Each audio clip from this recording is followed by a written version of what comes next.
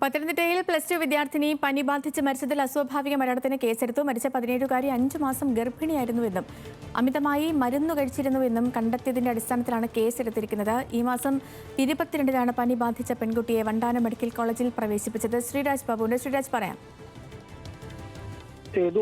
പെൺകുട്ടിയെ പനി ബാധിച്ച് ഈ മാസം 22-നായിരുന്നു വണ്ടാനം മെഡിക്കൽ കോളേജിൽ പ്രവേശിപ്പിച്ചത്. പനി മൂർച്ഛിച്ചതിനെ തുടർന്ന് പെൺകുട്ടി മരണപ്പെട്ടു. ഇന്നലെയായിരുന്നു പെൺകുട്ടി മരണപ്പെട്ടത്. തുടർന്ന് പോസ്റ്റ്മോർട്ടം റിപ്പോർട്ട് വന്നപ്പോഴാണ് ഇതിൽ മറ്റു ചില കാര്യങ്ങൾ കൂടി പുറത്തു വരുന്നത്. മരിച്ച പെൺകുട്ടി 5 മാസം ഗർഭിണിയായിരുന്നു എന്നാണ് പോസ്റ്റ്മോർട്ടം റിപ്പോർട്ടിലുള്ളത്.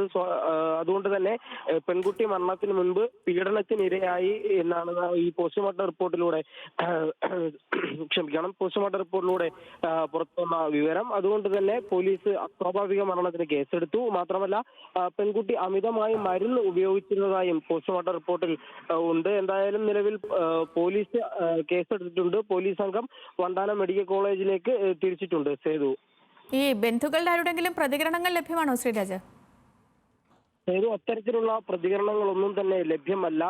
നേരത്തെ സൂചിപ്പിച്ചതുപോലെ 17 വയസ്സുകാരിയാണ്, പ്രായപൂർത്തിയാകാത്ത പെൺകുട്ടിയാണ്. അതുകൊണ്ട് തന്നെ പീഡനം നടന്നിട്ടുണ്ട്. അതുകൊണ്ട് തന്നെ ബന്ധുക്കളാരും തന്നെ പരസ്യമായി പ്രതികരിക്കാൻ ഇതുവരെയും തയ്യാറായിട്ടില്ല.